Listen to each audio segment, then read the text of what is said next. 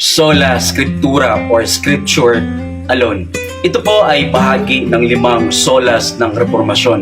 Hindi ko po may babahagi lahat ng detalye o may papaliwanag sapagkat limitado po tayo sa loob ng 90 seconds.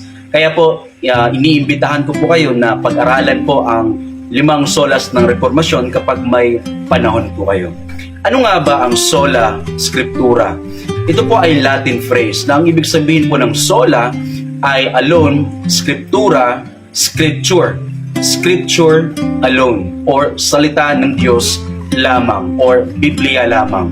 Pagdating po sa pananampalataya at pamumuhay bilang isang Kristiyano, ang sola scriptura po ipinagtitibay nito ng salita ng Diyos lamang ang pamantayan at ang huling otoridad o final authority po pagdating sa ating pamumuhay. May dalawang katotohanan po ang aking may babahagi lamang ngayong araw na to.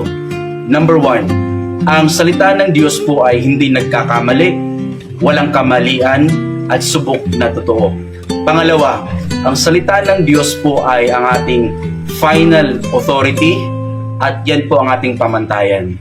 Nawa po ay maging daluyan ito ng pagpapala sa inyo. Stay blessed.